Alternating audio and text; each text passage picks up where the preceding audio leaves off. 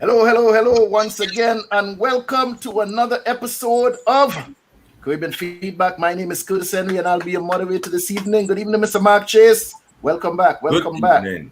Welcome back, brethren. Welcome back. Welcome back, sir. Good to see your face again. I never thought I'll be saying this in public, but good to see your face. Good to see your face once again.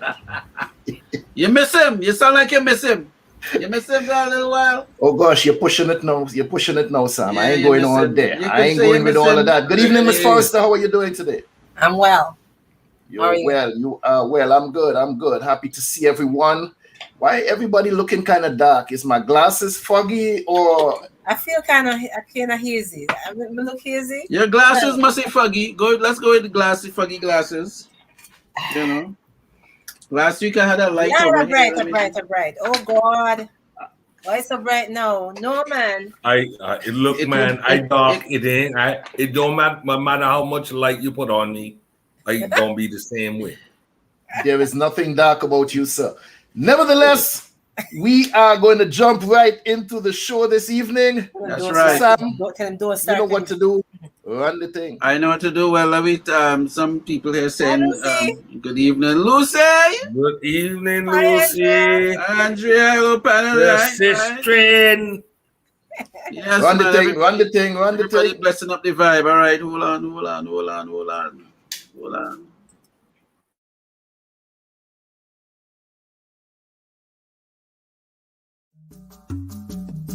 My name is Karin Forrester. I represent BantuKreations. BantuKreations offers beautifully made, African-inspired, lightweight, handcrafted, one-of-a-kind earrings in wonderful shapes, shades, sizes, and colors. Please don't be scared of the large sizes. They're extremely lightweight earrings. BantuKreations can be found on IG and on Facebook as BantuKreations. That's BantuKreations with a K.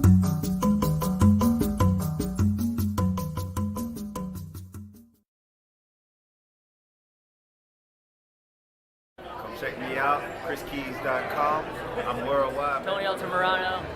Hi, I'm Gina. What's up, everybody? I'm Thew, award-winning remixer. Koya, I'm an artist. Hi, my name's Justina Bethel. Hi, I'm Mike Bowen from Denton, Texas. How you doing? This is Tom Cup from Music by Tom Cups. Check out Samuel E. Archer's book, Hybrid Executive. We are in the business, and here's how you can be a better business person because you're running your business. You can find my music at JustinaBeth_EL on Instagram or JustinaBethel.com, and I am a hybrid executive. I'm a hybrid executive. I'm a hybrid executive, just like you. Follow me at Koya Music, and I'm also a hybrid executive. I'm worldwide, baby, but just know I'm a hybrid executive. That's all you need to know, baby. Get on up, B. Check out my music, MikeBowen.com. I'm a hybrid executive. I'm a hybrid executive.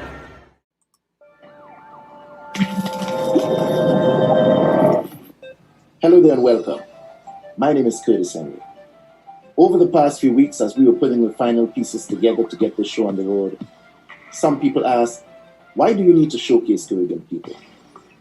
Why Caribbean Chat? And I say, why not? Because we as Caribbean people have worked too hard, come too far, and suffered too long for us to continue taking a backseat. It's time for us to rise up, speak out, and show the world the value and the richness of our culture. So I'm providing a platform to showcase the history and culture of Caribbean people in entertainment, the arts, politics, sports, and economics. We will explore the many profound contributions they have made to society. So we invite you to stay with us as we launch what is to become one of the greatest voices of Caribbean people, for Caribbean people, by Caribbean people. On this platform, Caribbean people of excellence get to tell their story. Our aim is to ensure that your contributions are acknowledged and celebrated. Welcome to Caribbean Chat. So make sure you like us on Facebook, follow us on Instagram, and be sure to hit that subscribe button on YouTube. We are Caribbean Chat.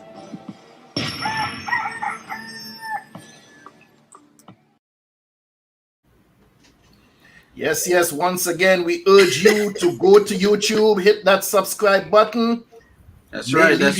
Leave your comments on the show. Let us know what you think. Let us know what you feel about the conversation. And this, wait a minute. What's going on? Why Judith look like she in bed in her dress? Oh, you look so sexy. What you doing? We don't see nobody. Where him there. Let me see if it's what I really see it. There. You look too sexy. Hold on. Wagwan. Judith, could you pan the camera to your right? Let me see what happened over there. See who did it. Me too. I'm not saying one word. Pan the camera to your right. Mark is already upset. I am not saying one word. See who did it. That look too sexy. No, man. Wait. Let me lean over into she camera there. If Judith pan the camera, we go see Mark on the next side. All right, I know what happened, Judith, but you need to straighten up that pillow behind you. It just kind of looked like you just wake up. The pillow behind you, straighten it up. Don't worry about the pillow. No, I am not worried about it. Listen, the way she look, it's not like she just woke up. It looked like she just finished up. Is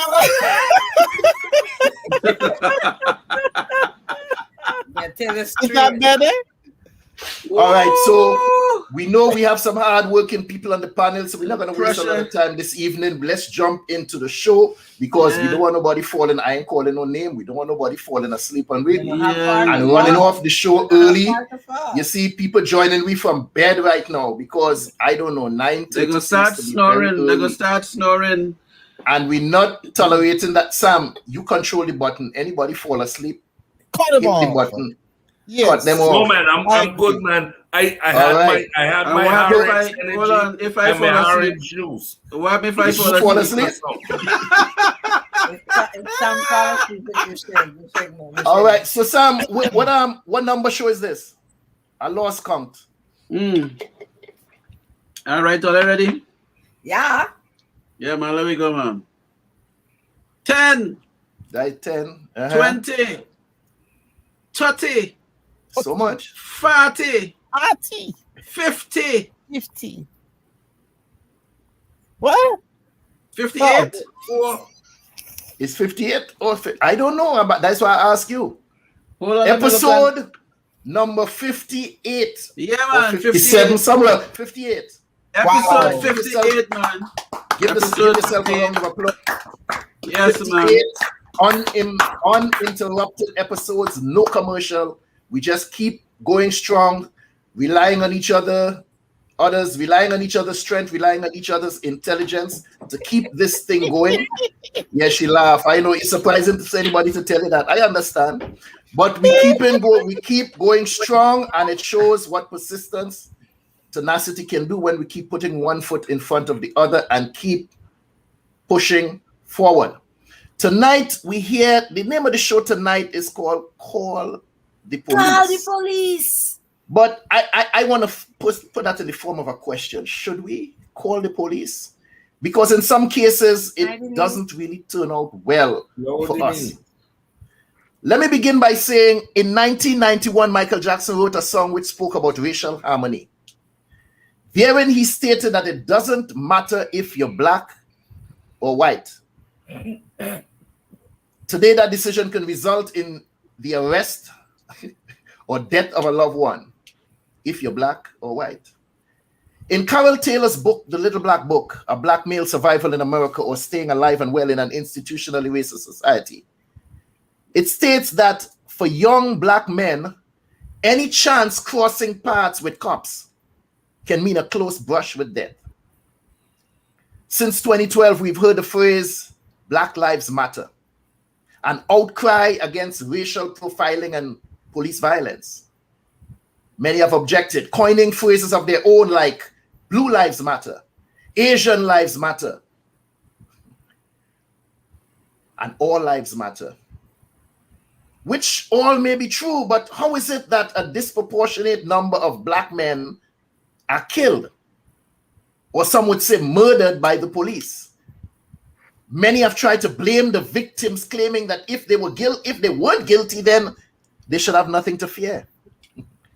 Since then, the deaths of unarmed black males at the hands of police have become commonplace on the daily news coverages across this land of the free and home of the brave.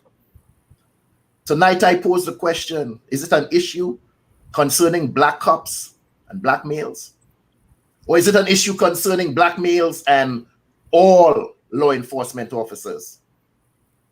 Some of us walk around with our own biases because we have been conditioned to view situations a certain way. If we see a white man running down the street with a pistol in hand or on his waist, we tend to believe that he is some officer enforcing the law.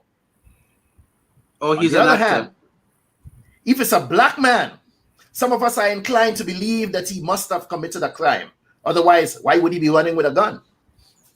There are many documented cases where off-duty black officers have intervened in an arrest and were subsequently shot just because of the color of their skin. Even after identifying themselves as an officer of the law, they were placed in handcuffs and then had to prove their innocence before being released. How do we survive? Do we need a how to survive methodology that we have to teach our black males from? Talk to me, people. Yeah, we have to start doing what the other communities do. The other communities support the fraternity, they support the fundraisers.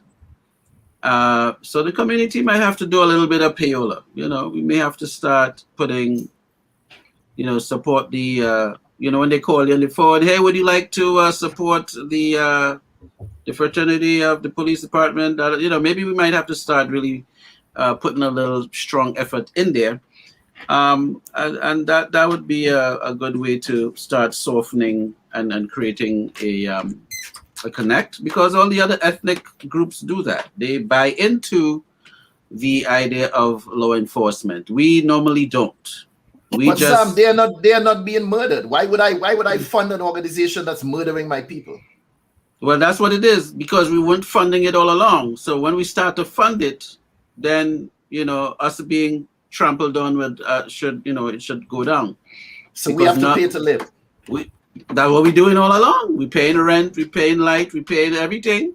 No, we have to pay to survive. We have to pay to exist, is what you're telling me. And if we don't support these organizations, then they continue killing us? Well, you see, when you pay, you have a voice.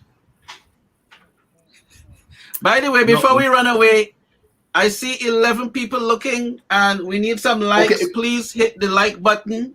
Please like and share. Thank you. I just had to throw that in. Continue on that vein for me. Well, this is just a position as to how do we coexist with the present police department. Because the average person in my community right now will not be calling the officers. There are too many cases where you will call the officers and you end up getting caught up. I remember about 2 years ago, I'm getting ready to go to a trip to LA, and I was going to drop the car in Philly to park it and get to the airport. So there's a little area with a little tunnel area there, and a gentleman got in an accident. And being kind-hearted guy that I am, hey, 911, we have a little situation. And they eventually came, and they were getting ready to say, well, how did your car get involved in the accident? I was like, no, I didn't get in. I wasn't in the accident. I called you. So, oh, you just called? No, but these guys was ready to say, all right, take information as to, well, I was part of this accident, where I was not. So it's something that it was an automatic thing that they wanted to do. And you've seen cases where, a parent might have a child that has, he might be autistic or has some mental issue going on, and they, call officers for help. and the child ended up getting shot because he might have been holding a screwdriver in his hand. You know, so there's just a lot of different cases where, you know, at the end of the day, does it really make sense to call them? You know, so we have to like really assess the situation and say, look, they'll work it out, and everybody could at least go home at the end of the night. If you call these people over here, it's gonna come in and somebody might get shot. We all drivers here, right? We all drivers. Do any of you all here feel safe on the highway? We all feel safe under the red, white, and blue, no matter where in the world you are as American citizens. No, right? No. Do any of you here feel safe when you see that red, white, and blue flashing in your rearview mirror? You talking about the berries? The berries flying in your. Apparently, you don't know about the berries flying in your rearview mirror. Let me ask a simple question. Very simple. Because this is going to be a one backyard gaff. Mr. Archer, how long you been in this country? How long you been in this country? Since 87. 87, all right. Around there. Mr. Henry, how long you been in this country? 42 years. 42 years. Miss Forrester, how long you been in the country? Enough years, Lord. Dr. Judith, how long you been in this country? 5 weeks. God bless you with your sexy self. 50 years. 50 years. Mercy. Okay. None of you have seen segregation. I have. All right. And the very fact that you could be anecdotal about what the police do. They're an occupation force. They were designed to keep us under control. We were us meaning? Us meaning who? Us meaning of color. We first were chattel, then we are labor force. And as long as my father would say, as long as you are where you belong, you never have a problem with them. Now, that is something I don't think any of you can understand. As long as you are where you're supposed to be, you will never have a problem with them. Come on, man. Come on. No, stop. No, we had people being shot in their own house. We had people being shot while asleep in their own bed. There was a thing in New York City where we supposed to be. Where they would say to you, they had a call in New York City. All right? NHI, no humans involved, as long as it was a black man or a black woman. 187 NHI, no humans involved. As long as it was someone that looked like us. So we aren't considered human, is what you're saying. That's what I'm saying. And you cannot, I said earlier today, Dr. Cornel West said something in a lecture that I heard. And he said, teaching a young black man that if he's respectful to the police and talks the right way, that he won't be assaulted or killed is like telling a woman that if she puts on the right dress and walks the right way, she won't be raped. All right? Yeah. So, all of this is nonsense. This is nonsense. The police were designed. The police were designed to keep us under control. I know they're just an offspring of the original That's overseer right. on the plantation. That's and, right. KRS One said it best, Sam. Overseer officer. And the word came down from there as the original overseer. So, Karen, I saw you itching to say something a minute ago when I spoke about the red, white, and blue. What's your opinion on that? It's been many, many years. I have not felt safe for a lot of years, especially if I'm going interstate traveling and stuff like that. I don't feel safe. If I see a cop behind me, I don't feel safe based on the level of violence that we've seen in the last 20 or 30 years in this country. I just don't. They teach you, or we're taught, in the media, like, you see the cop, if it's you that he's trying to get, your attention, pull over when you feel it's safe and stuff. Oh, heck to the no. Let's just keep on driving till we get to a little town somewhere. I'm not pulling over on some dark side of a highway and trust anybody. I'll slow down. There's a recent case I saw where a woman tried to do that. She happened to be white in this instant, and after they flashed her, she put on her hazard lights and decided to look for a safe area to stop. And the officer decided to, I forget the term that they use, he decided to pull next to her and tip the back of her car. And then she ended up spiraling out of control. The car turned over and almost died in the situation. But so what are we supposed to do if they're doing that to their own people? We got to start to pay them, man. We got to start paying them. Come over here with that. Come over here with that. Good night, Lucy O'Brien. Thank you for joining us. Andrea Lamort. She said, welcome back, Mr. Chase. Someone is glad to have you back, Mark. Denise Williams said, good night, all. And we have someone from Brooklyn tuning in, Brooklyn Soccer Nations. He said, blessed good night, Dr. Henry. And that's Ike. Good night, sir. Good night, sir. Thank you so much for joining us. Bless. Dr. Judith. Make sure you all hit the like button, please. Hit the like button. Hit the subscribe button. Hit the like button. Hit the like button. Dr. Judith. Smash the likes.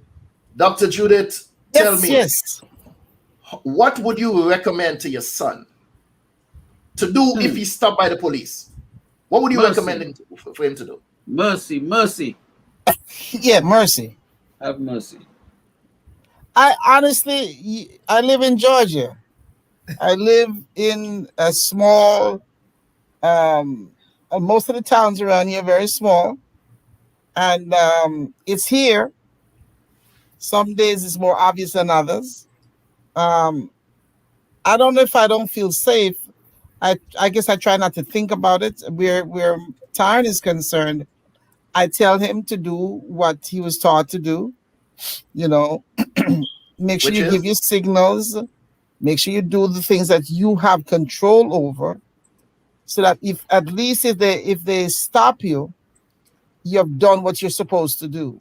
Make sure you have your insurance card, your registration. I will tell him, do not speak unnecessarily. Answer when you're spoken to, answer, but do not say anything out of the ordinary. I don't say anything too much.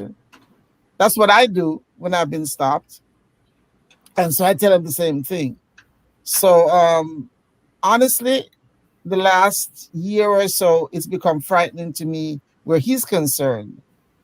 And then he has his car slightly tinted, which I told him not to do. But that only makes him more of a target as far as I'm concerned. So listen, the reality of all of this is that at some time in this country, folks who are lighter toned than us said that we were 3/5 of a human being. I have a problem with forgetting things when people haven't changed how they behave. In other words, you'll say, whites now say, well, that was my grandparents, that was my foreparents. We don't feel that way. Really? The fact of the matter is that they said it. You do it more covertly, but it's still there. So to me, I have to carry myself, and my son has to carry himself the best way we can, knowing that even when he does what he's supposed to do, he's a target, just by virtue of being black and male. Exactly. That's the reality. But black and female is becoming just as targeted now, because a lot of black folks, and let me say this also, when Obama came in, when he won the presidency, one of the things that spiked in this country, and I paid attention and I've kept a watch on it. One of the things that spiked is interracial marriage between white men and black women. These Karens that you see coming out, as everybody calls them. I like that word there, no. Karen, not Karin. Karen. Right. These Karens are, I believe, as a direct result of that intermarriage, because the white woman still believes, and I've told a few of them that recently, the white woman still believes, those from the past and those in the present, as what do you call it, sophisticated and whatever they think they are. They still believe they're superior to the black woman. They still believe that. And I'm sorry, there are black folks who believe that also, black males. But anyway, what I believe is happening is that they're angry about this intermarriage. Because let me tell you, I keep track, and there's a lot of white men marrying black women. And I'm talking about dark-skinned women like me and darker. And I think that part of their Karen rage is a direct result, because they feel that we have now been validated, if you want to use that word. We have now been given, I mean, they're marrying us. They're just having sex with us. They're not just bringing us in, going out to the little touch hut and having sex with us. They're marrying us, and we're living well. Because there's a white billionaire recently said that the best woman to marry is a black woman. He said, because if she loves you, she will fight for you. She'll stand for you. And whereas white women won't. This is a white guy saying all of this. So I believe that all this Karen stuff and a lot of the racial stuff. The other thing, I believe that white women are the ones that exacerbate racism. I'm sorry, but I believe that about them.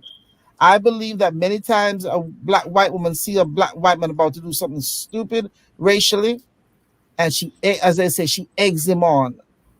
So those are my thoughts. Like I said, where my son is concerned, I tell him to be careful. But I tell you one thing, God forbid something happened to him on that level, you probably never see me again the way you see me now. Mercy. During I heard a white woman on social media in some argument with a black guy, and it seemed as though she was holding on to this punchline for a while, and she just wanted to drop it. And she told the black guy, she said, you need to get out of here. A few hundred years ago, I would have owned you. I would have owned you. And all her friends was like, hey, and they laughed and they cheered at that the fact that she was able to drop that line. But I'm telling you, had it been me, it would have gone a different way. It would have gone a different way, because my response to that, I would have said, no, sweetheart, you wouldn't have owned me. Probably your uncle daddy would have owned my grandparents, not you. You all understand the uncle daddy term, right? Gotcha. So but hold on, I said probably your uncle daddy, and I said, and as for you, you would have been tiptoeing down to the woodshed every other night. Because your brother husband wouldn't have been doing a good job, and you would have been coming down to the woodshed to be satisfied. To me, that's right. That would have been my response to her, because no, you can't say certain things and try, thinking that they're gonna insult me. I have a response for you. I have a response for that. But let me Judith finish with this. But what about your son's rights, though? You spoke about telling him to answer and to do what's right and to present his ID. But in a lot of situations like that, police officers tend to overdo, especially if they think you don't understand what your rights are. And they want you to present your ID, step out of the vehicle, even for a passenger. Why? And you have committed no crime. So what would you recommend that he does in situations like this, where his rights are being violated? Let me tell you what a white cop would probably do to my son, which is something I really believe, and he and I have talked about it. Because he's, I have to be careful of this, because he's been raised and not dragged up, and he has a certain amount of respect for authority, and he carries himself in a certain way. He doesn't sag and all that stuff. the first thing I believe they would say to him, "Oh, you think you better than one of them other niggas, right?" Because I believe that's where they would go to with him. Oh, you think you're one of them, you better than the rest of the niggas in the hood because you live in this neighborhood. I think they would tackle him mentally. They would try to break him down and try to get him angry, try to have him in that mode. When Obama was running for president, John McCain said it. I don't know if anybody remember. He called him a boy on stage. And he did it on purpose because he wanted to see that black male rage that every black male has. Now they come with the angry black woman. So I think that a cop would try to come at him from that angle and say, "Oh, you think you better than the ones that sagging?" And they would come at him that way. And listen, he has rights. We all have rights. But the problem is that when somebody doesn't see you as a full human being, and when they grew up hearing that you're less, reading that you're less, thinking that you're less, it doesn't matter how nicely you speak. It doesn't matter how proper you are. They go, the school where I teach, they said the cops around that area, one of the things that they do, they carry some weed with them in little packets. And if they see a bunch of them traveling together, they just drop one of the packets in the vehicle and claim that they were carrying weed. So they're going to find a way. They're going to find a way. And I'm sorry to sound so hopeless, but the way things are now, I expect anything at any time because I don't know. We are so crazy. Sorry. And I'm an American citizen. Okay? And I do have rights.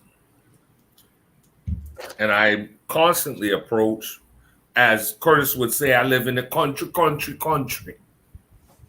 All right? I will let a damn cop know you ain't the only one who got a skunty gun right there, and I'll leave it right in the open. I'm not going to play farm fool. You understand?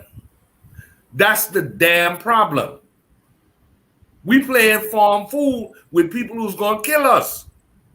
If somebody come to your front door and say they're going to kill your children and burn your house, what are you going to do? Oh, no, don't. If you have rights, use them. Use them. Completely. So tell me what my son should do then. You know what? Your son over 21? And in Georgia, it's an open carry law. Tell him put a damn 9mm on his hip. And when he gets pulled over by the cops, step out. Step out. But come on, Mark, let me draw a name from the recent past for you, Philandro Castile. Castile sat in his car with his belt on himself. Okay, like and all he did was stated that he had a license to carry and got shot with his baby in the back seat. And then the officer said he don't know why he shot him. He does not. He did not exhibit his rights, sir. He sat with the belt on him and informed someone who wanted to harm him that it was all right to do so. That is not, there is no white man in this country who would have done that. White man would have flung the belt off, opened the door. All of them white together. Mark, we understand all of that. And of course, Richard or Joey is still alive. But Tyrone got pulled over for a broken taillight. The funeral is next Friday. Mm-hmm. Come on, man. Not that I so much disagree with you, but we know what happens out there in society. We know what happens out there in society. No, sir. Mark gets the hell out of the car with his sidearm And when Bubba got his hand on his gun, I got my hand on mine. I understand what you're saying, Mark. I understand everything that you guys are saying, but I'm going to say this to you. The truth of the matter is, when the intent is to do harm, it don't matter what you do. I'm sorry, that's the way I feel. I do not believe, especially here in Georgia, there are a lot of country roads. I don't know where you're in Florida. There's a lot of lonely country roads. I travel on some of them going to work. I tell Taryn not to travel some of those roads. Travel on the highway. True. Do not travel the back roads. As a young black male, don't do it. But I'm telling you, when they have a mindset, when they feel they have a right, the bottom line, listen, I saw a real thing the other day. 2 cops, a female white, female black. I'm sorry, male white and female white. Stop this white guy. And let me tell you something, that guy played with them for a good 45 minutes. He played with them, he got out the car, they never pulled the taser, they never pulled a gun. That wasn't playing, Judith. He beat the hell out of the 2 of them with their own nightstick. He did. He drove and then off drove the away car. in the police car. He drove off the car. So the bottom line is, if my son even tried to move, they wouldn't tase him, they would kill him. So the reality is, I would tell him to stay still. Do what they tell you to do. Because the bottom line, they're going to find something. So if he's not doing anything, at this point, I would tell him, just do what they tell you to do. You put your hands... I can't, at this age, I can't fade that anymore. We have put up with this shite for too long. All right? We had one moment since I've been alive where black people, you had the Black Panthers standing on the California legislature with rifles. And white people say, we have to change the law. All right? We still have that right. But Mark, black people are not united. Black people are not, even when we had the Black Panthers, even when we had the Civil Rights Movement, there was some degree of unity with black folks. We're not united. They don't feel any fear from us because they're coming at us one at a time. Because as a group, they know we're not united, and it makes a difference. You know, I'm going to tell you honestly, there's us and there's me. All right? I'm going to honor my Second Amendment rights, full and in living color. Full and in living color. When I hear bam, bam, bam, bam, bam on my front door, you're going to get met. And I ain't playing. Let me draw another name, Sam. You might be well familiar with this. Amadou Diallo. Oh my goodness. Shot 41 times in New York City with his back turned to the police officers. Entering the building in which he resided, took out his keys to open the door and shot 41 times. At which point in time did they realize he had enough? For someone who's not fighting back, for someone without a firearm, for someone who wasn't shooting back at you at close range, 41 shots fired at an unarmed black man. Let's look at Breonna Taylor again. Hold on. Let's look at Breonna Taylor again. Shot while asleep in her bed. That officer, hear what he was charged with. Reckless shooting. I can't remember the exact term. He was shot. He was charged for the bullets that he missed, not for the ones that connected. The bullets that missed and went into the wall and possibly ended up by the neighbor. Those are the shots he was charged for. What kind of insane society we living in? Hold on, sir. You remember Richard Brown? Richard Brown. Refresh my memory. A drug dealer in the Bronx. 18 cops come to his apartment with his children in there. They bust in and he busts pure blank shots. They all run out the apartment. He gets out with his children, goes on WBLS, and said, I'm going to give myself up. But these people came to kill me. He was exonerated. All right? Sometimes you got to fight back, man. We have all kind of anecdotal things where we've been abused. At my age, I'm not going to be abused. I'm not going to be abused. And you shouldn't either. You shouldn't either. You have a right. When you're looking at and you have to, but you got to fight for it. Mark, when you're Yes, looking ma'am. at a situation, I saw some stat in the Washington Post and a Washington Post article that I read. When you see a situation where since 2015, there have been over 5,000 fatal police shootings of black men in this country.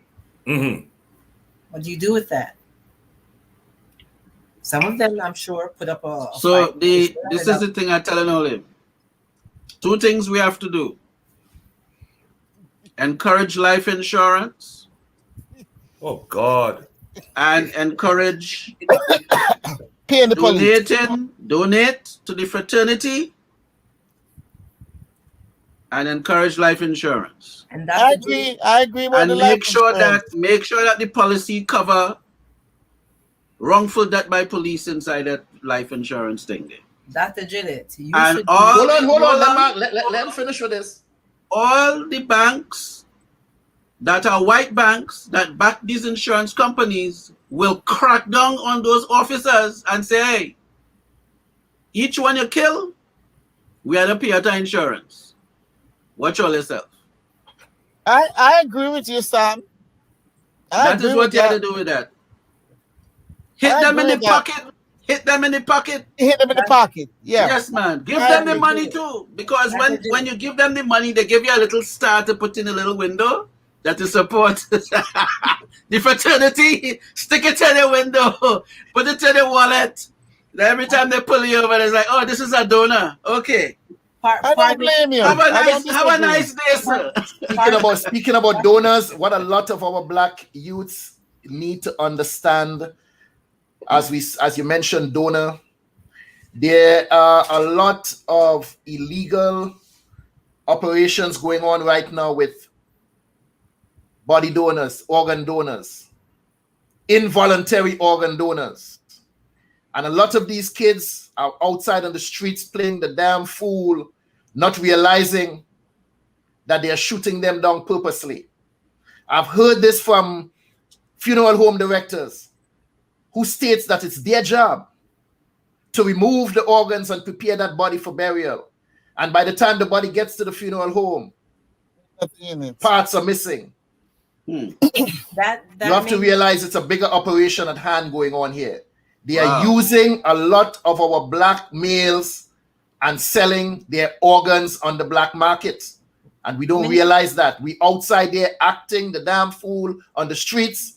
A lot of us who are through, the older ones who think they're more intelligent, they put that on their ID card that if you get into an accident or you want your organs to be donated, I'm telling you all, you need to take that off.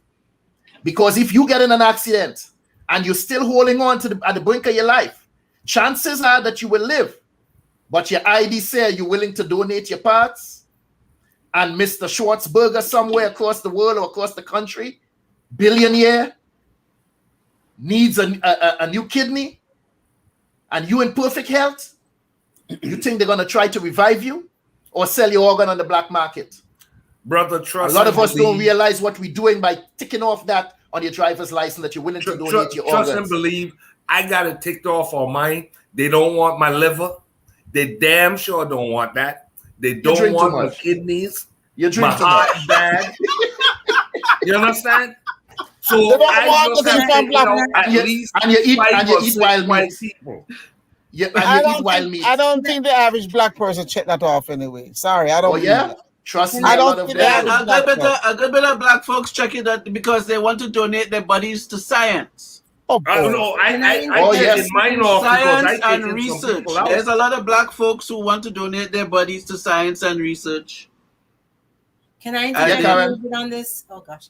Dr. Judith, I wanted to say something. The same 5,000 number that I quoted before, right? Since 2015. The age range of most of those people are for the males between 20 and 40. Do you think that it's a type of it points back to what Curtis just said? But also I'm wondering if it's like an emasculation of you know what I'm saying? Yeah, it's a way of population control. Right. As well Yeah, as the I white believe people, that. and I agree I with believe that. it's not by accident. It's not by Right. accident that they're More killing than that half age is range. between 20 No, and 40 no. males. They want to. They're saying productive. what whites are saying. These white medical people and these anti-abortion and all these people are saying that the black race, like they care. This is a joke. That the black race is being killed off by abortion. There ain't nobody having abortions like white women. You may tell you, white women just don't do it publicly. They don't go through the what do you call it? No, they're not doing it legally. A lot of white women are having abortions, but it's the black ones they seem to record. So I think it's one way of that what you said, the age range.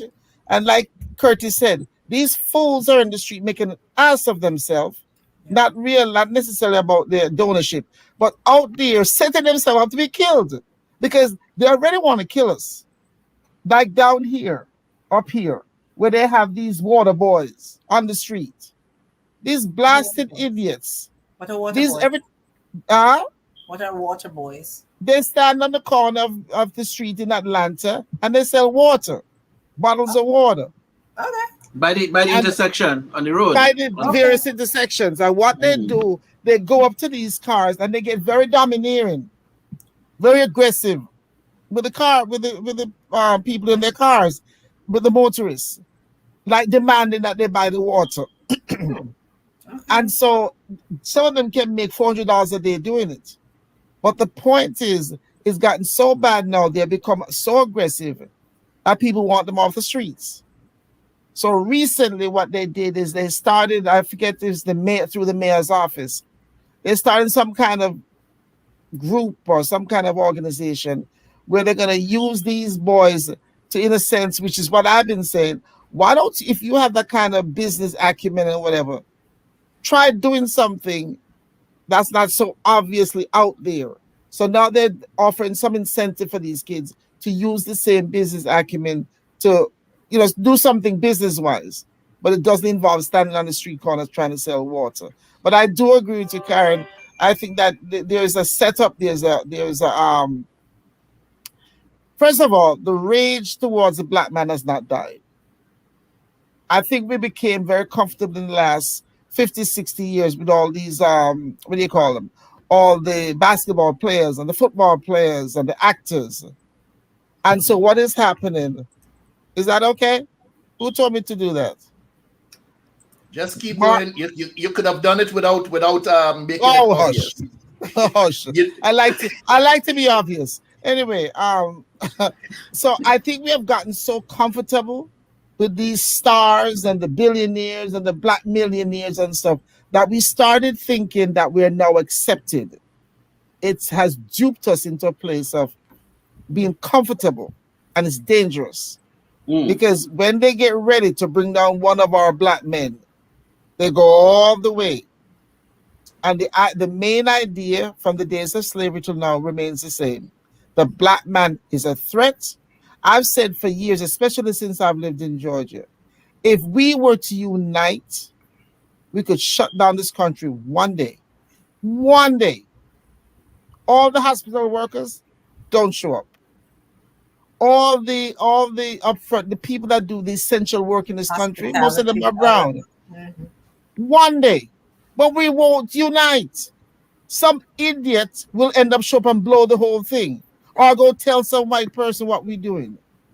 Because we still have those folks. The woman that stabbed Dr. King with a letter opener was a black woman. In all that he was doing, a black woman, some white person or people got her to do that.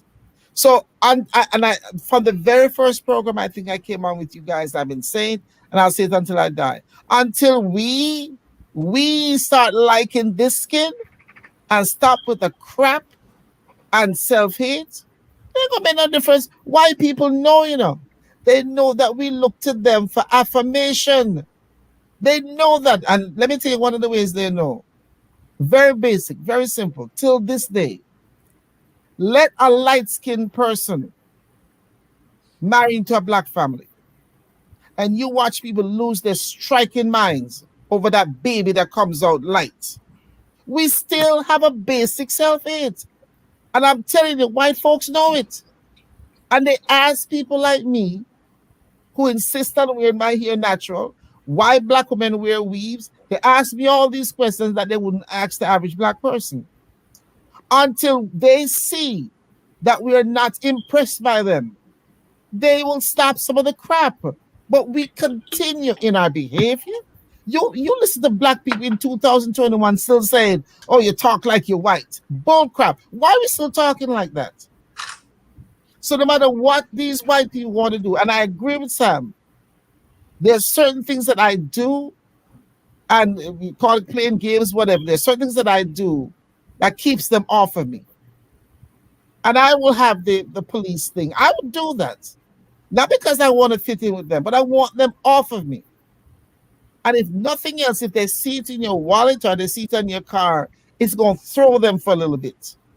And we need to start throwing them. We need to start throwing them off. Instead of them, listen to black people. We're also about white people. White people don't give a backside about us. I will say this, and I said this earlier to Karin. I have called the police twice in my life. The first time, I didn't call the police. I was laying in my bed. It was about 10:30 at night. And my daughter came, Daddy, there's a man at my window. He's at my window and he's got a flashlight. I didn't call the police. I came around the side of the house with a flashlight and I saw footprints in the grass. My wife called the police at the time. And 3 police show up. 2 white men and 1 black officer.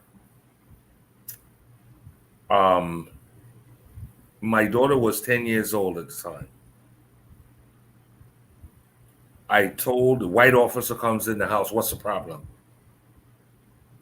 I said, there was a man at my daughter's window and he's somewhere in the brush back there. I couldn't get a good shot off at him because I may have hit the other people's house. How old is your daughter? She have a boyfriend?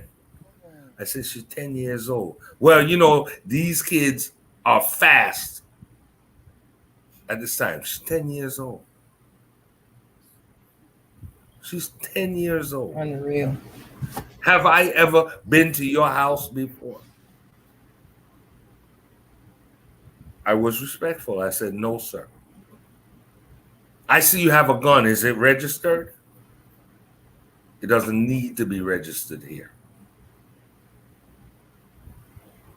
I became the suspect.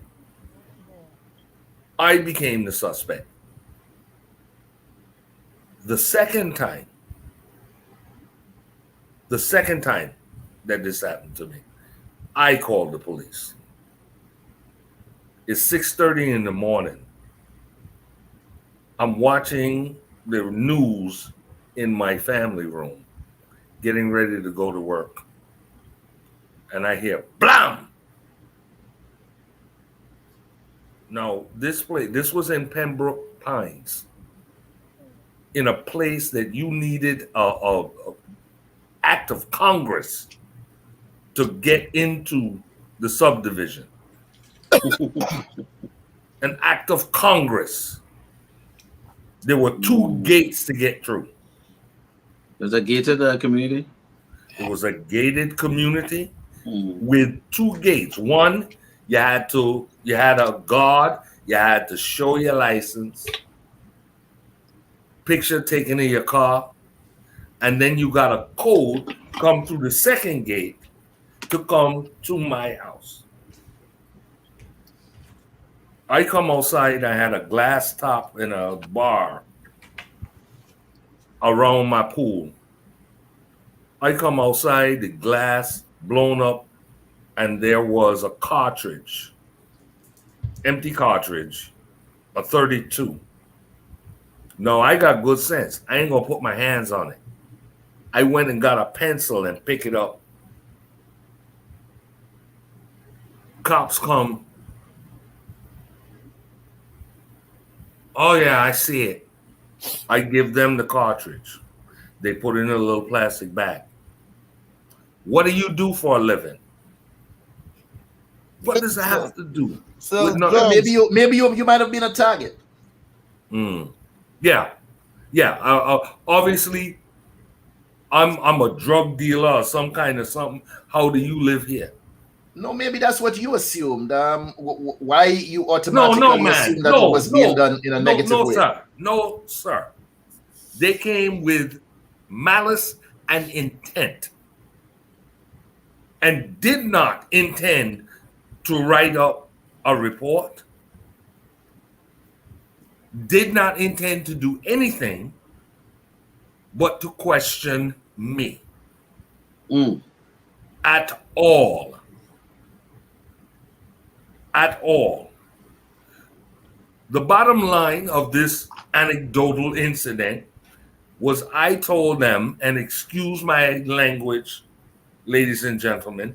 Well, don't you ain't got to say it. If you're asking for an excuse, then don't bother to say it. Then I'm gonna say it then. No. Just get the F out of my house.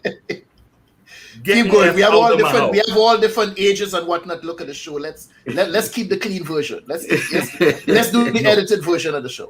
I told them to get out of my house. Either gonna write out the report or get out of my house. But let me ask you all something. Can we change the mind of the police, or do we have to change the way that we interact with them? No. Can't change anybody else's mind. It's ridiculous. You can't change anybody. Some seem to think we can change the way they interact with us if we pay. No, hold on. Change. We you know, when you have a situation that's just gone beyond recovery, that is where we are with the relationship to law enforcement right now.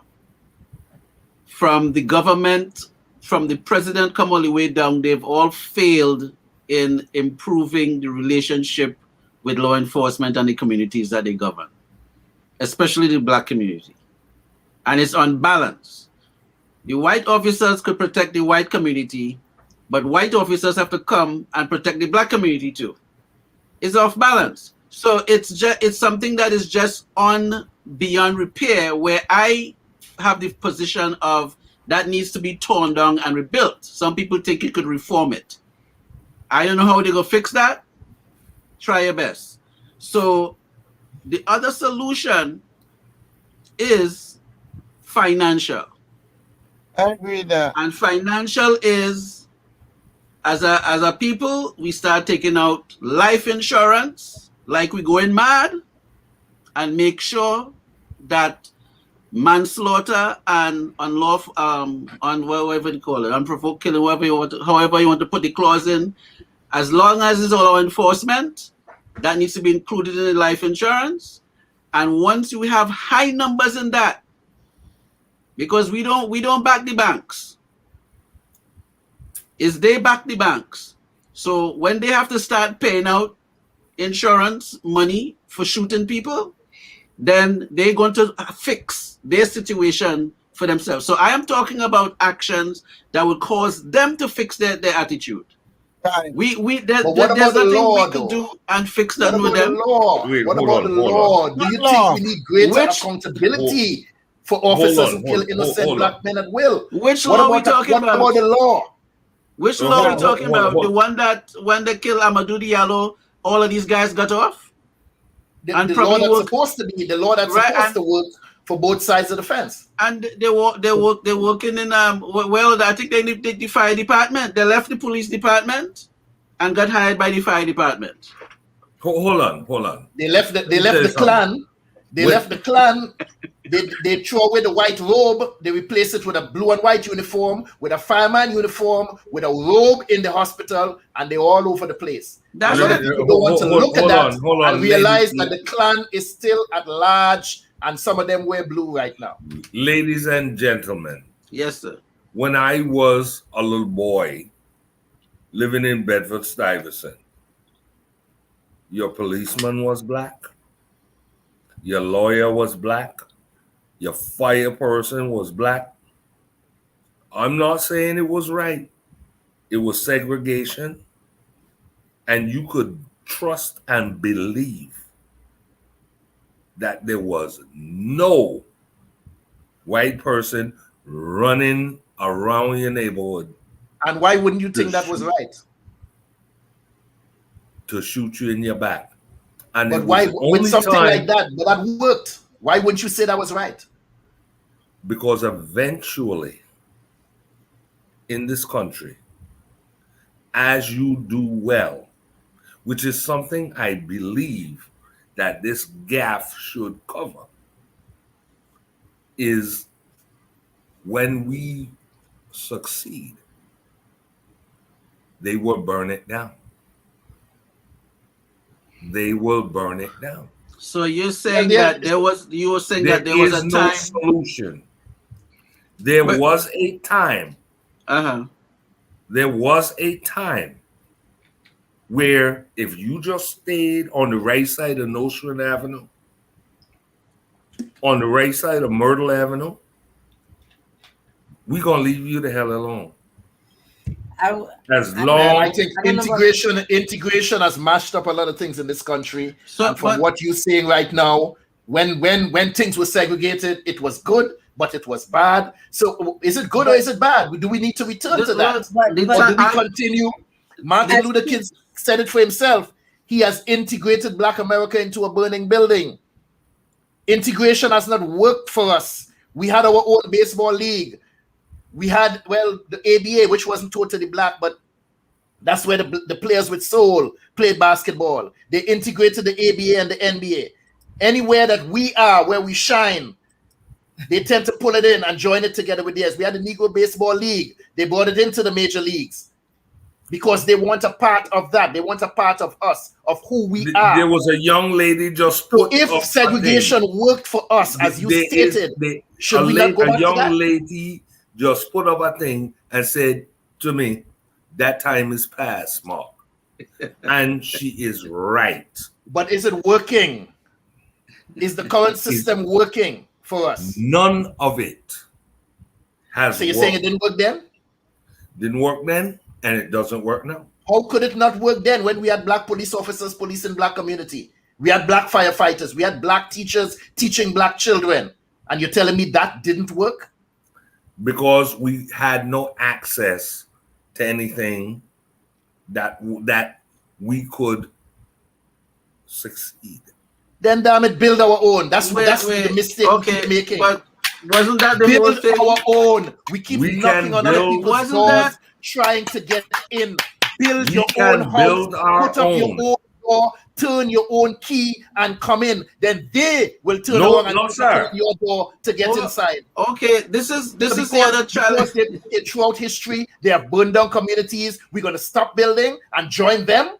No, we have to continue building our own. It's not Eventually- working. It's not working come on, now. man.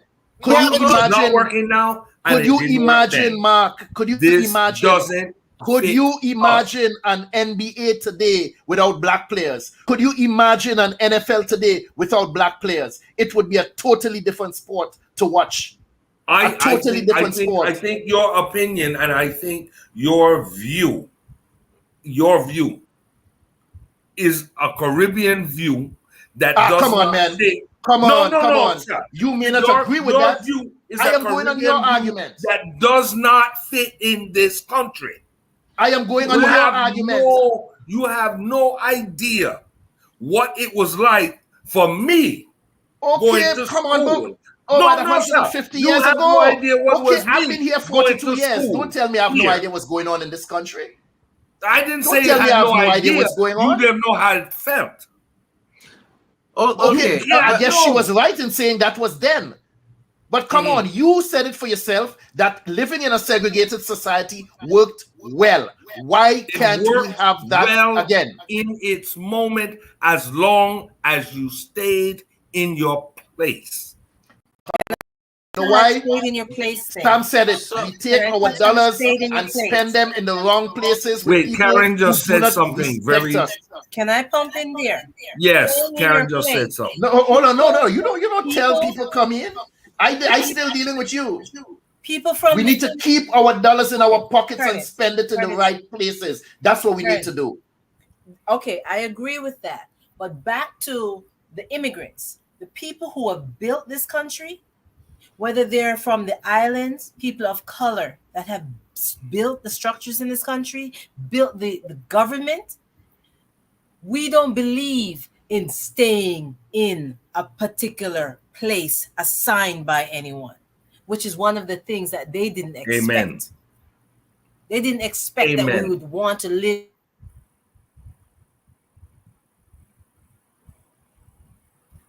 Are we stuck? Mm-hmm.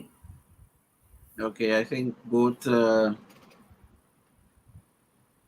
is stuck. I'm not stuck. All I'm seeing is 5 things spinning, and we just keep going. It's welcome back. Welcome back. You know, but okay, we as a people, and I say as a people, no matter what country we're coming from as immigrants, we do not come with the mentality that anyone, if we have the money, we feel we need to have access. What we have not had access to is the politics. We don't have the political strength, and no matter how we try chisel through the different barriers, we can get the lower end positions, but we have not successfully. Yes, we've had a black president, but we have not successfully established ourselves in this country as politically powerful people. Why? And that's what. Why? No. The question is why, and I'm saying this to you right here where I live. It's predominantly black. Very nice neighborhood. Well kept. Homeowners Association, the whole 9 yards. We do not like to live amongst ourselves. We always feel that somebody got something better than us. We don't know. Let me tell you something. I despise the idea of forcing to live next door to somebody. I don't give a damn. We have this thing. We come to this country. I must go wherever I want to. No, sometimes you need to build a striking place for yourself, live there, and make people want to come into you. Now, some white guy here in Atlanta sued the black community. You know why? They wouldn't let him in. We need to get to that place where it's okay to be by ourselves. We came in that. Listen. When a white person comes into a black family, we are so welcoming. The opposite is true, even in 2021, when a black person goes into a white family. And I will say it until I die. We can go on, we can circle this whole crap. What Sam said is the truth. You start doing stuff like that. You get into the fraternity. You make sure you have your little label in your car. You do stuff like that. But you live in your community, proud of your community, and stop throwing the NACP and the SNCC to get it. Why the hell do we need to get into these neighborhoods? Why can't we have neighborhoods that are so well built, so well structured, so beautiful that people want to come into us? What is this thing that we feel we're only good when a white person is involved? It is a sickness. It still need validation. Well, that's all it is. No. That was a conditioning. That was a conditioning because we had Tulsa. Tulsa was not the only strong financial community that was here in this country. You had Harlem. All of them that existed have been destroyed. All of them. Of course. There was a community in Florida. I forgot the one in Florida, but Tulsa wasn't the only one. So the thing is, if you have a financial district that is doing well and outside forces are coming in to destroy it, you have to change your approach. And the approach have to be, we have to start buying into the system. You see, I don't. With that because you have to buy into the system. I don't you have believe to be that. careful about the extent of that because we don't have the financial power. That is what all the other communities are doing. Everybody else is paying into the system. You have to defend. We are the only ones who are paying into the system, so we're the ones that's being treated anyhow. Once we start paying into the system, you have to pay to play. you have to defend what you have.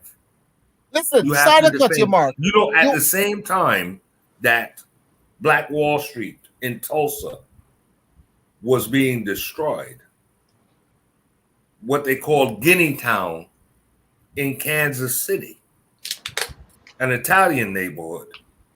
There's Colfax, Louisiana, 1873. There was a massacre. Over 150 black men died, murdered by white men with guns. Listen to me.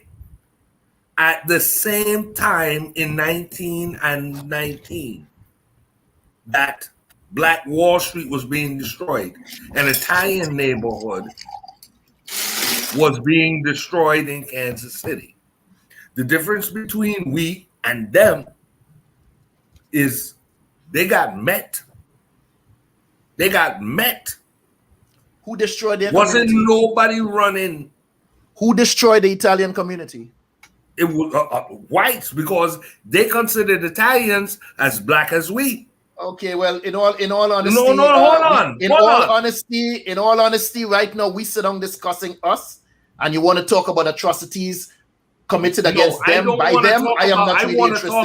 I am not really interested in discussing that. We discussing us and what the effects it having against us. I don't care because no, don't tell me you don't care. We here talking about us right now. And you telling me you're telling me about something where other white folks. You know what? You know what, sir? You know what? You got 2 ears to listen, and I'm 1 mouth to talk. Okay, well, the 2 ears closed right now because we talking about us. Yeah, we talking about us. We don't fight. I'm telling you, they sat back. They had rifles or windows, and they fighting. We running.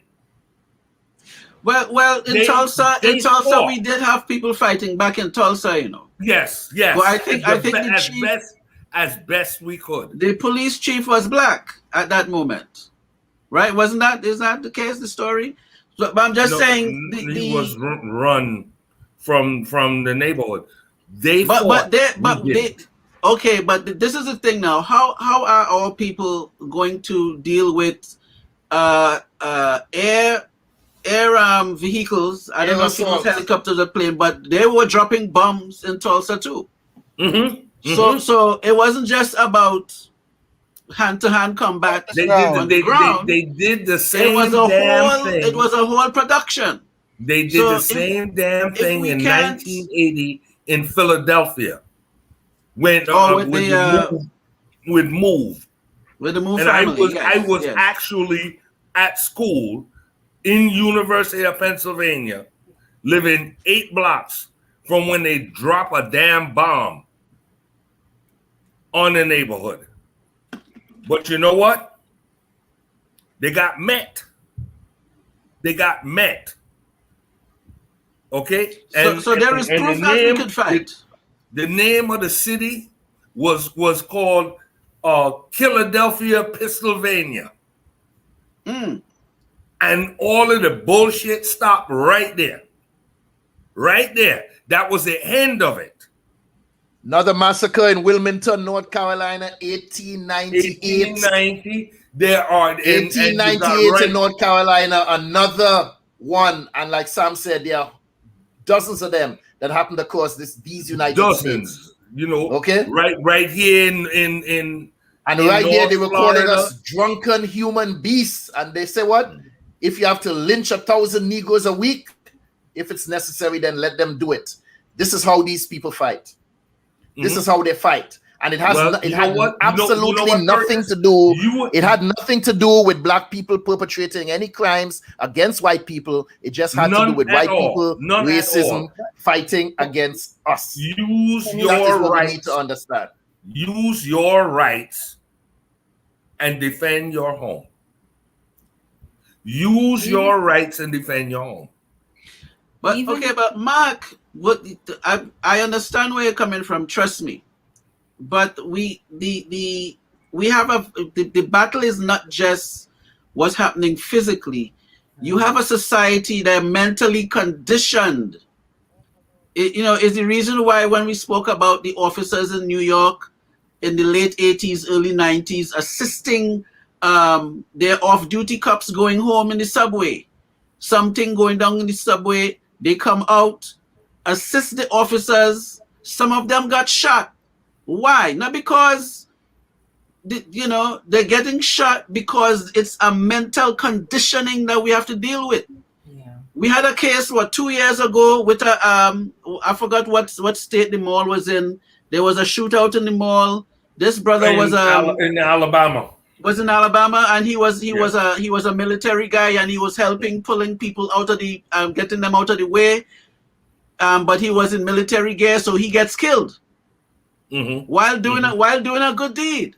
So the sickness is beyond us saying, well, we're gonna fight back. The sickness is whatever we are doing, we liable to get shot by these same people. So you're not really fighting law enforcement only, you're fighting the mental conditioning of these people.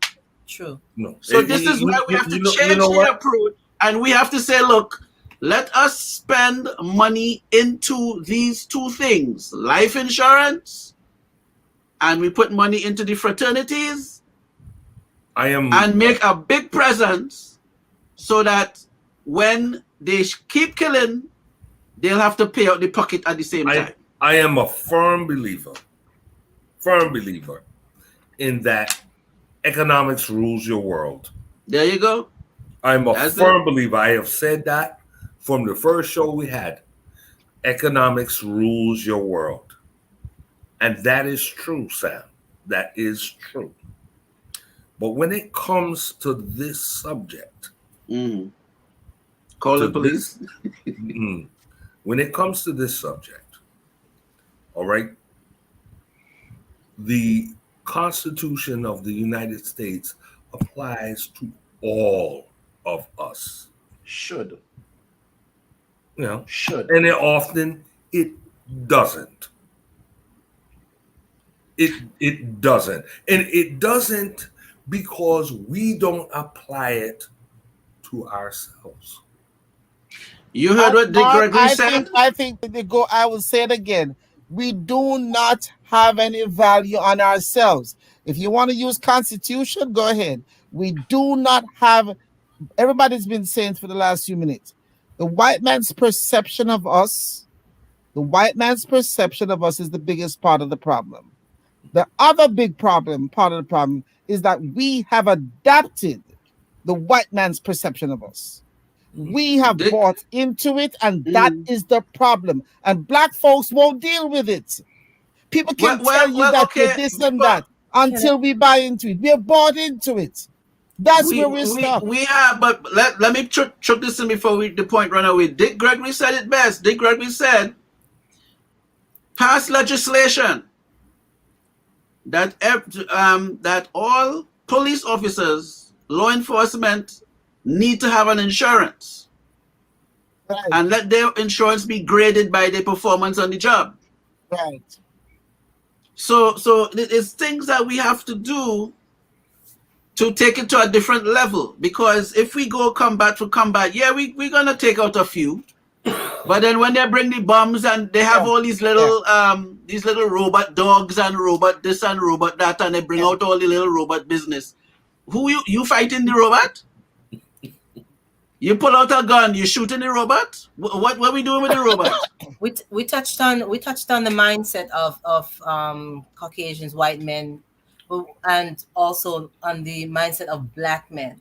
But even when American black men get into certain positions of power, all of a sudden we as black people view them differently. An example would be Daniel Hahn became the first black chief for the police department in Sacramento. Mm-hmm. When these men take off that uniform and they're out on the street in different neighborhoods not that they're not known, where they're not known in, they become just another black man. Mm-hmm. They are targeted in the same way. They're not viewed as any different. And it becomes a big, I don't know the perfect word for this, where it's black versus blue. Blue, yeah. Are you black or are you blue? Where is their loyalty? Is it to the blue line, of cops that they have aligned themselves with? Or is it to the black community to which they belong as well? And we attack them in their positions rather than try to, sort of integrate in our communities better and make ourselves stronger. That makes it hard now for some of the black officers, because now they have to try to fit in because they want approval. They want approval from their white counterparts. So when they go on the beat and you have a teenager out of line, they're extra hard. He have to be extra, right? Because he black, so he had to be extra to so that his counterparts will feel, okay, well, he's really a police officer. And one of us. You understand? Mm-hmm. He's one of us.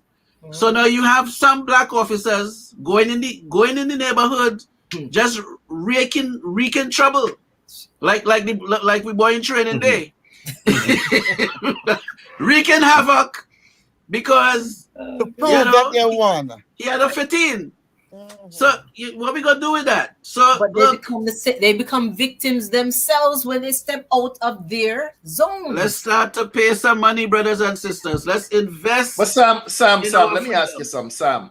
Yes, my brother. You think police officers do enough to de-escalate a situation, or do they provoke citizens to react in such a way that would lead to an arrest?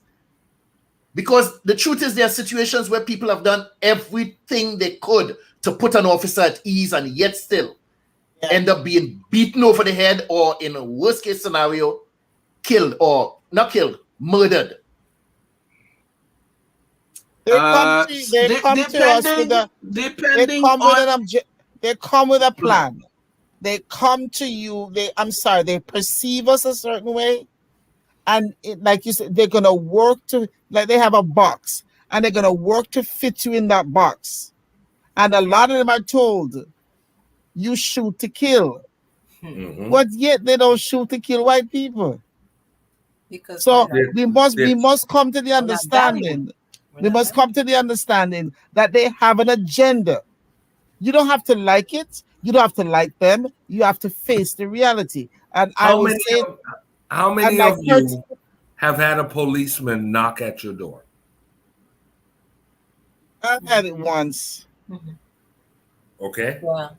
I actually went to the attitude. Do you hear? I went to attitude because I was like, do you hear? No. Or you? Mine wasn't hard. Mine wasn't. Must be the name. All right. Your police officer wasn't hard. He didn't knock that hard on the door. Listen, I can sit here until 2 in the morning and give you police stories. From Trinidad to Brooklyn to Florida. Okay. And trust me when I tell you, none of them are good. None of them are good. I can tell you. I have had situations, and I have a poem that I wrote on this situation. Okay. And Judith, this situation happened while I was going to announcer training studios. Stopped by the police. I left class to go buy a cassette to record the session, and while I'm running back to school, stopped, and the whole work slammed my head against a fence, pushed me up, empty all my belongings on the ground. And when I asked now to identify us because I didn't even know who behind me. I don't know if I'm being robbed, whatever the situation is. It's just like, where you running, boy? Boy. And you try to turn wrong, you get slapped, tap upside the head, face against a chain link fence. And then what? All your belongings thrown on the sidewalk. And then they turn around, all right, pick up your thing, get out of here. And now I turn around. 2 white boys. What's going on? Who you? No. Well, who you? Because now I'm ready to retaliate because I don't know if I was robbed. I don't know what the hell going on.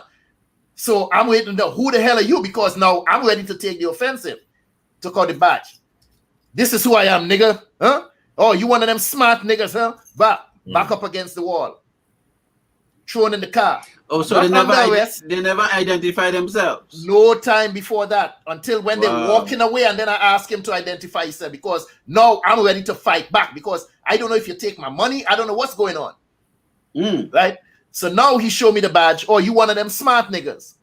Throw me in the car, and I use the word kidnap because you never placed me under arrest. You just grab me, handcuff me, throw me in the car, and on the way down now, you're telling the other guy, pass me some salt. Pass me some salt from the glove compartment. Let me rub it in his eye. Let me rub some in his eye. I just love to see these niggas cry. Right? And then take me for a ride and talking about now, what we gonna do with him? We're gonna throw him in the Hudson River. Right? We're gonna just throw him somewhere on the side of the road. So now I'm there trying to figure out. I'm serious. This sounds like something straight out of a movie. Whoa. So when I tell you I don't like them, when I tell you I don't deal with them, understand why. I've had other situations where one of them, and I ain't ashamed to say this, come and search you and sit down there and start to play with your balls. Yeah, I'm not surprised. Start to search you and then play with your private part until you get an erection, and that's a fun for them. I've been in situations, I don't have any sympathy when I see them on the TV with a gun to the head talking about, oh no, and she left me. And then I'm sitting there, pull the trigger. Pull the trigger, let's go to commercial. Come on. I don't have no sympathy on them. None. Because they're a bunch of wicked. Somehow, something happens because I don't think all of them enter the police force wicked with this kind of mentality. Even the black ones, but something happens along the way where they change. Something happens. And they become evil. They become soulless. I will not divulge much. But I will tell you, if you at my front door, oh God, my daughter giggling in the background. God, you're gonna get one time. Oh yeah, even in Brooklyn, they come to me with that nonsense, knocking on the door. But it so happened that in Brooklyn, we were very neighborly. I didn't live in the hood. I lived in a neighborhood because they were neighbors. And my door stayed open because the children within the building came back and forth into my apartment. I had a neighbor who would come and just go in the fridge. I'm inside the bedroom and she walked in and I can tell from the footsteps that's who it was. And she'd go in the fridge and then she would say, oh, I just grabbed some onions, and she leave. So when the officer came and he banged on the door, it pushed open.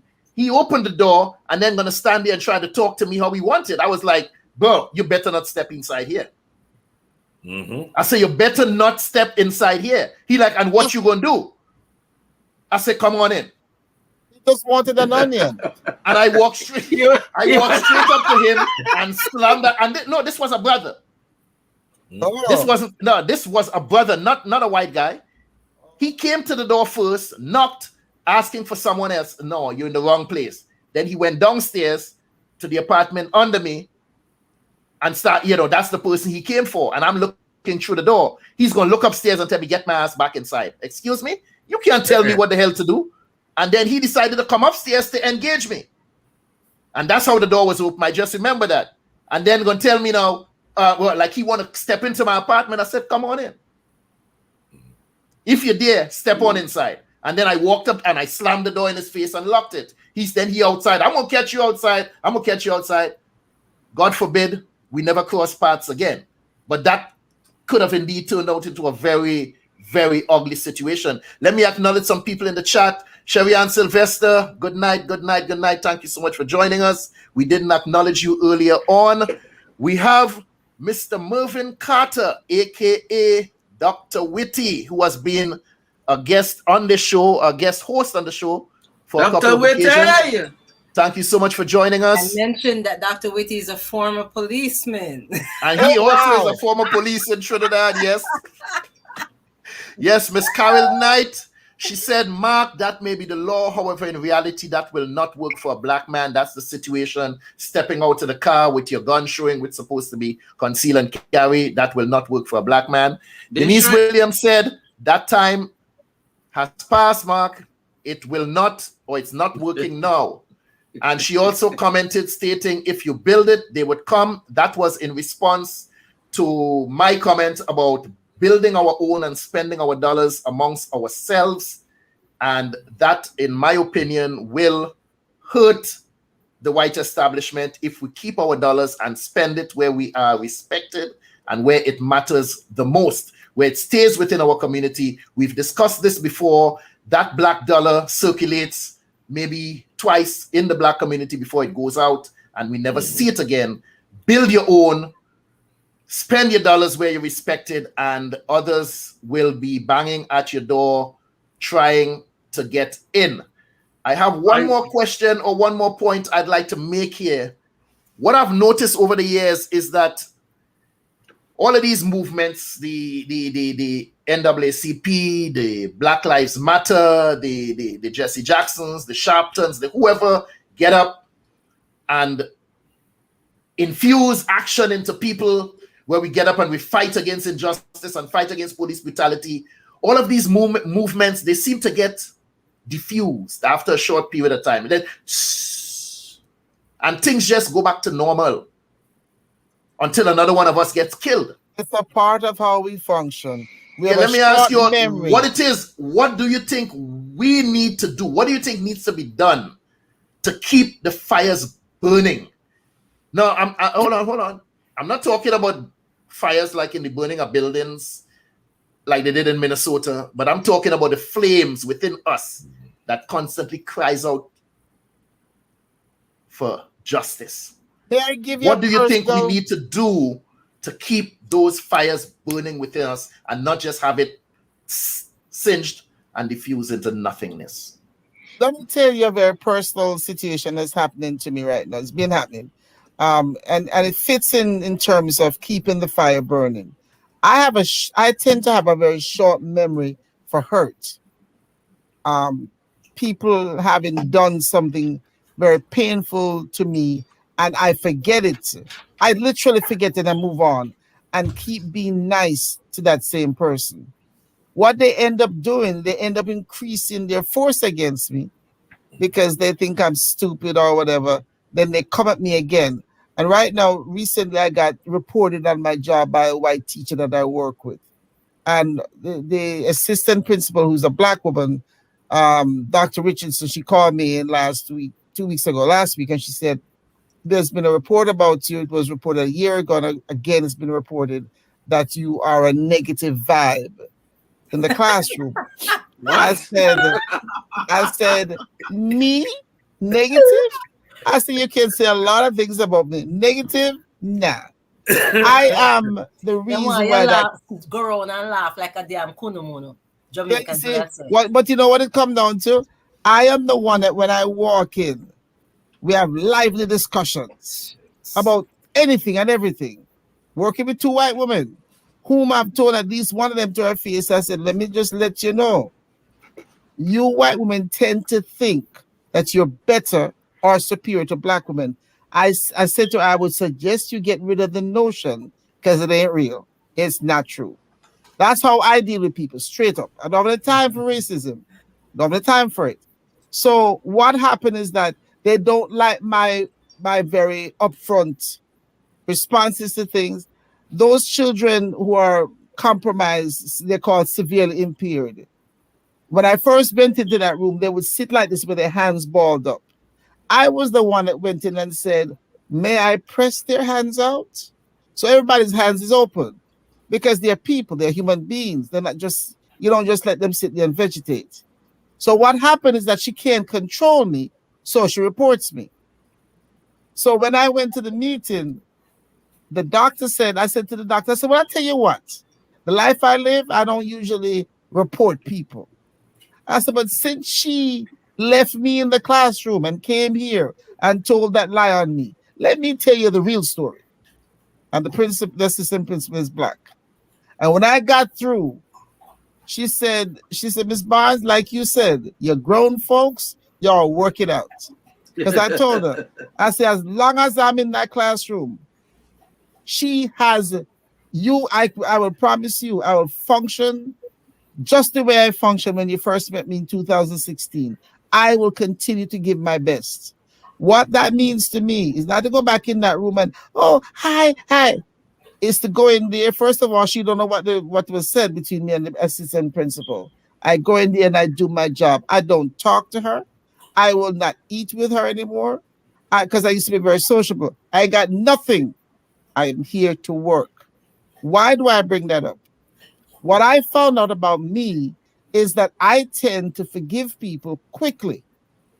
And then I move on. Guess what happened? Black folks have the same problem in general. We forget too quickly what people have done to us. You know how I'm staying sane in that classroom? I've made a decision to remember that good, dirty, nasty, junk or behavior that she put out towards me. I will not forget it because it's my forgetting why they keep messing with me. And that's right. what black people have to do. Black folks have got to remember, not carry to say, remember in 2000. No. Keep it here in a very intelligent way. Very intelligent. Operate deliberately because I'm deliberate with these people. I've been having trouble with my knees for months, a long time, having a really difficult time with my knees. And realized I got some inflammatory stuff going on. Judith, you need to spend more time on your knees, Judith. Spend more time on your knees. Listen. Praying. Look, Curtis. Praying. You need to spend time on your knees praying. Mark, that's why they're hurting. Hush. Mark, big people talking. You need to spend more time on your knees. No, young boy. No, I like the soft porn vibe that she's giving right now. All right? I like the 1970s soft porn she's giving right now. It just cut her right here. Listen, look like people, listen. Let me. None of us paying attention to the clock. Take us home. Listen to me. Let me tell you what I'm saying is exactly what I mean. If I do not continue to be steadfast in this, people will ruin me. And that's what happened to black people. We don't have to go around talking about racism. We just have to keep in mind what happened. White people haven't changed. These people that I work with don't change. They're hoping to change me. So I have made a decision. She can report me all she wants. I have made a decision to watch her backside every day, to do my job, and keep her circle. And let me tell you something. They can't touch me. As much as I like to talk, I don't talk. I say good morning, good afternoon, thank you. Yes, the children, such and such. I speak nothing personal. Black people have to understand I am not a comedian by training, and I don't get paid for it. I'm a very funny girl. But they ain't getting none of that from me anymore. They're not getting any more jokes from me. I don't want to do anything social with them. I'm not going to the party with the birthday. I don't want anything from them. And I'm telling you, black people have a penchant for having a lousy memory for what has been done to us. And so tell us, Judith, what? Police officers, to call or not to call? It's something that I do easily. It has to be something really, really devastating for me to call. I have an alarm system here. They'll come if I don't respond to the phone call from the alarm company. I don't think I've ever called the police. I don't think I ever have. And it's not something that I would do easily. That's all I can say. It's not something I would do readily. Mark, to call or not to call? Take us home. No way in hell. No way in hell. No way in hell. I have about 1,100 rounds in this house. And I'm not going to say how many weapons. No way in hell. No way in hell. Have a hammer. Listen, I live country. And I gonna stop anything come to my door. No. You know, and it's poor little inbred Jed.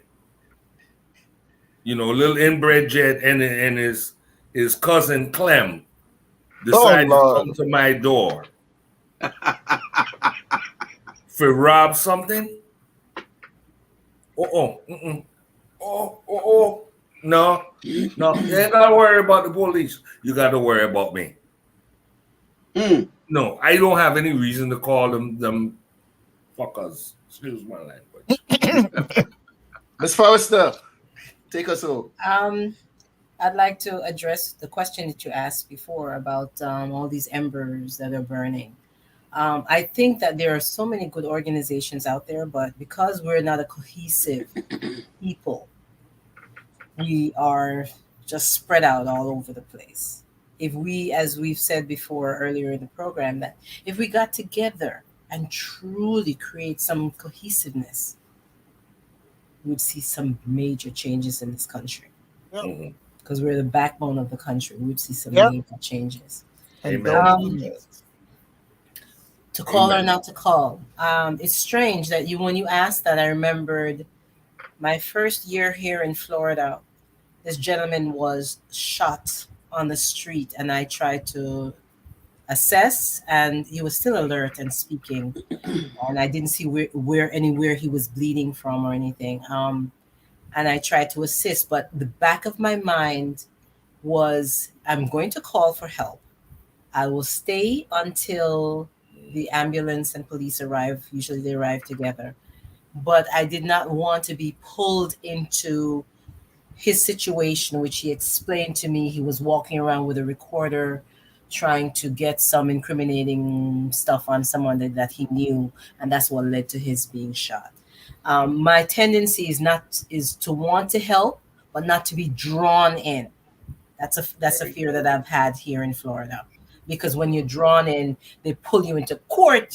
Your whole life can be, disrupted, and they try to make it seem as if you may have had some involvement somehow, and all you were was a good Samaritan or whatever like that. So I definitely am very hesitant to call, but I will if somebody is in danger. I can't pass that by. Right, someone is in danger. Yeah, it goes against who I am, but I will call and stabilize and get the hell out of there. I will. I've done it. Mr. Archer.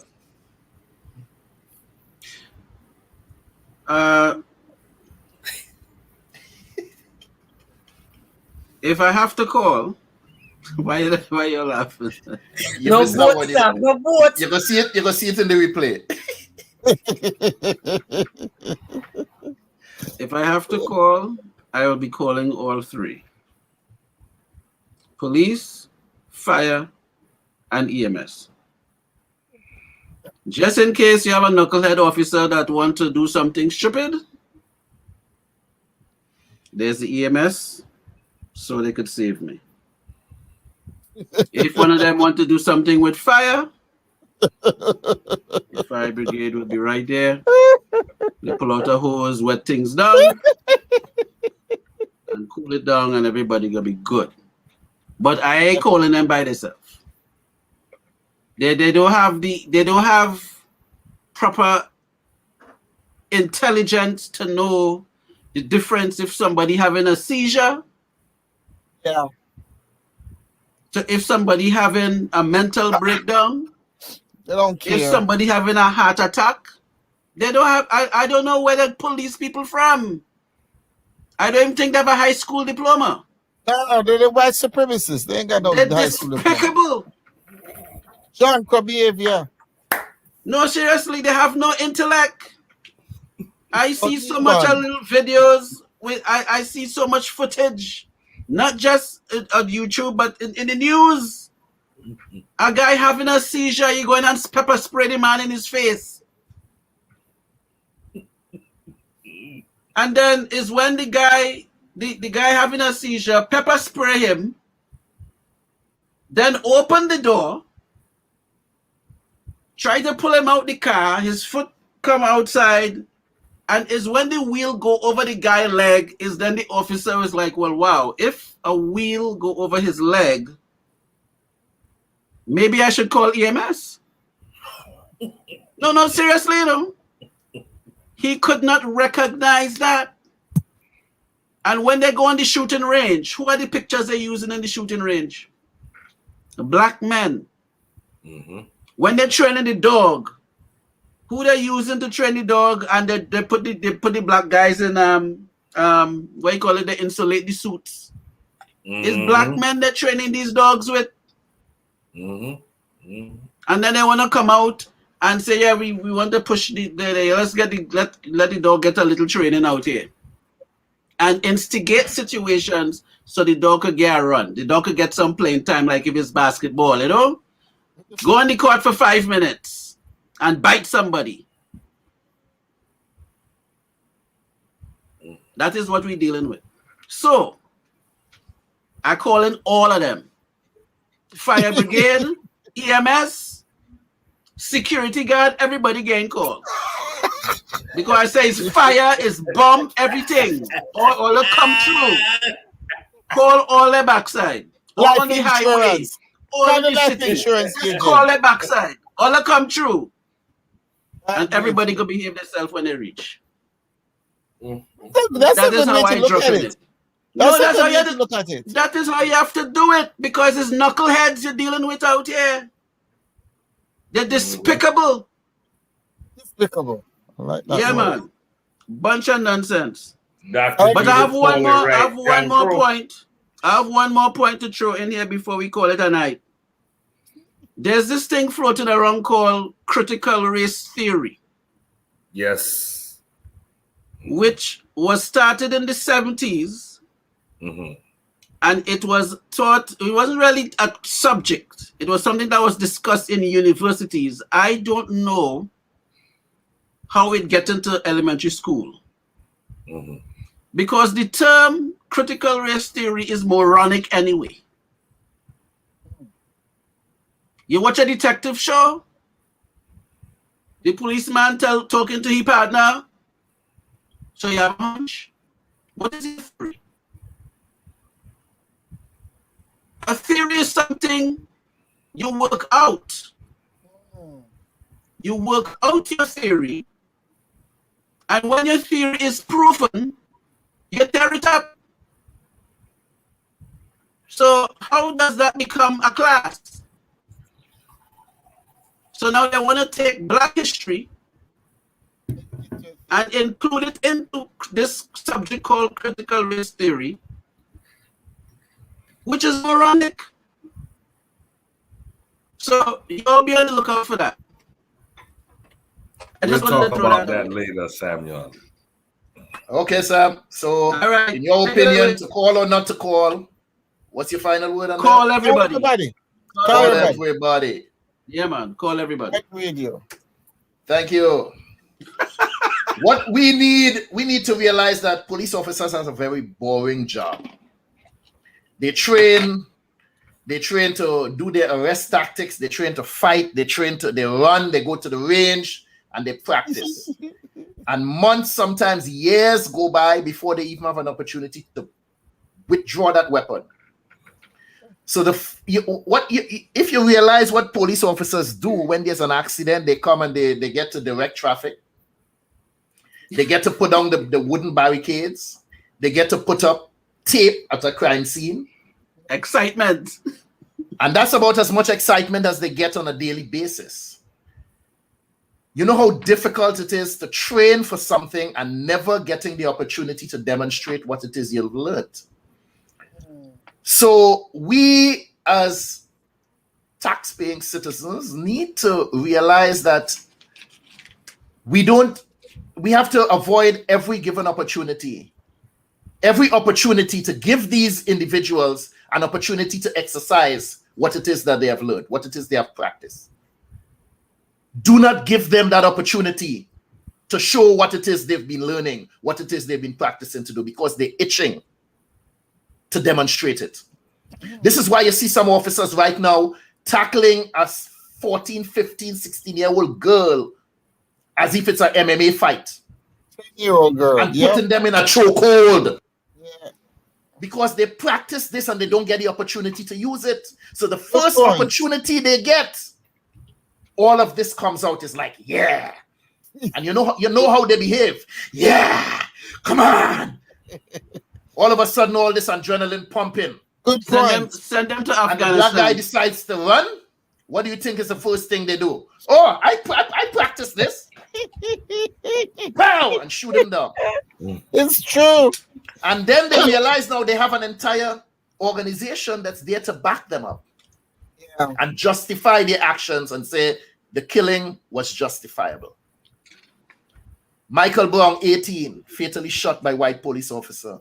Breonna Taylor, 26 years old, shot 6 times inside of her own apartment while asleep or while laying in her bed. She didn't commit a single crime. Amadou Diallo, 41 times while his back was turned. Philandro Castile, Alton Sterling, fatally shot by police. George Floyd, we all saw what happened there. And yet still a Washington Post poll stated that 51% of the people interviewed thought that George Floyd situation was an isolated incident.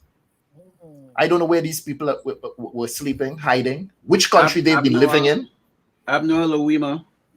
Abner Louima, that's the one that was sodomized with a broomstick or a plunger handle or something in New York City. And that was a joke. David McAfee, Louisville, Kentucky, shot by police officer George Perry. George Floyd, that's George Floyd here. We all know what happened to him. We have people like Sandra Bland, Michael Ramos, Austin police detectives shot. We have Manuel Ellis, more affectionately referred to as Manny. Physical restraint, what's the word? Hypoxia, Karen, what is it? Wait, Karen, help me here.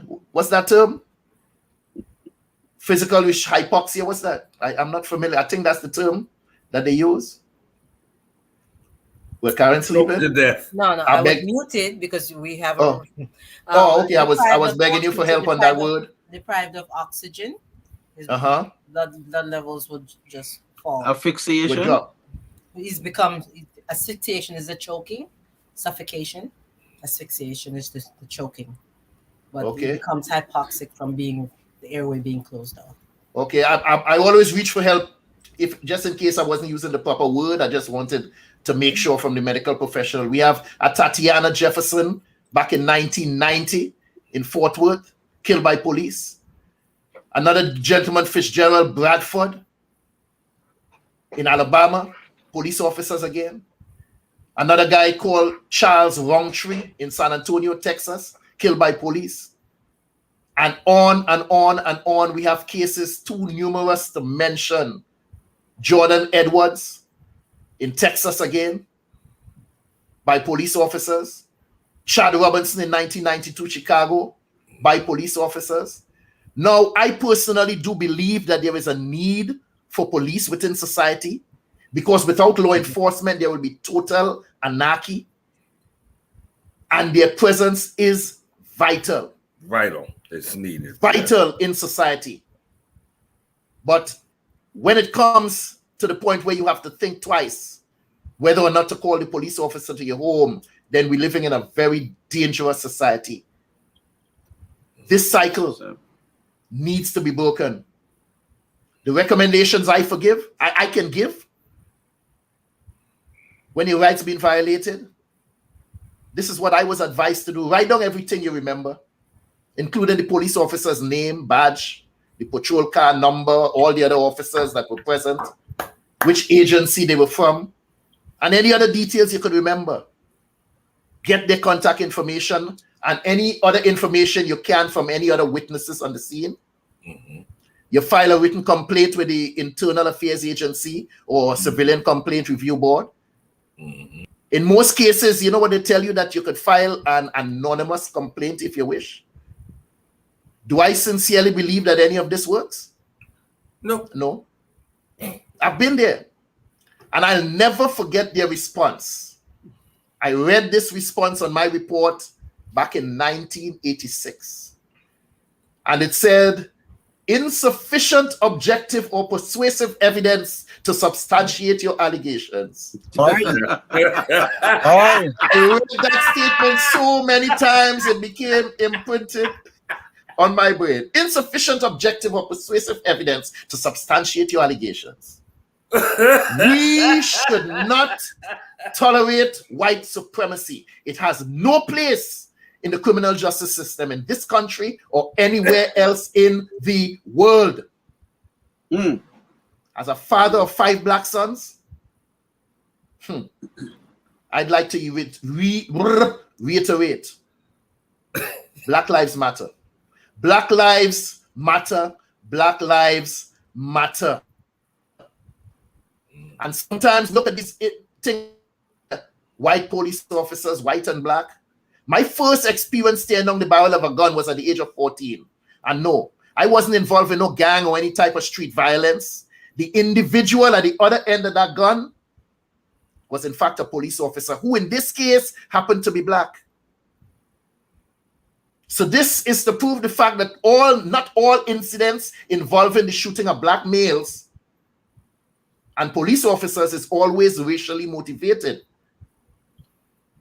Because as we said before, as Sam said it over and over again, a lot of them are sick individuals. Sick. Insane in the brain, insane in the membrane. Something is wrong.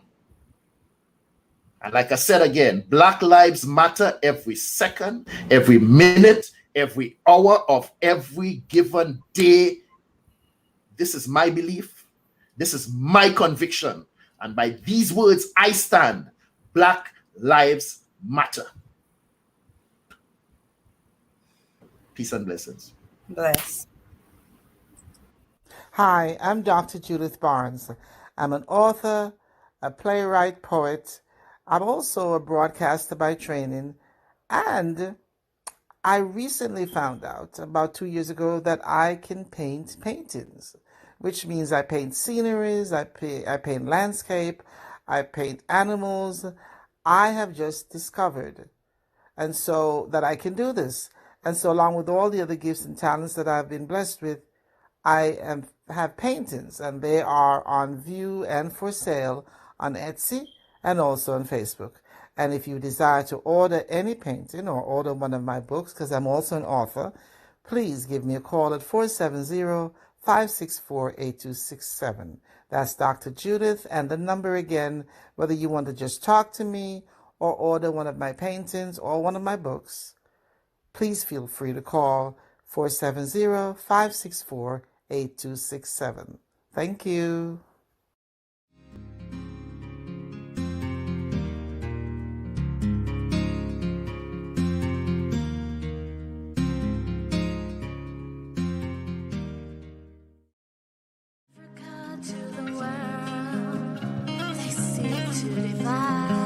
All day, all day. Africana boy, to me, show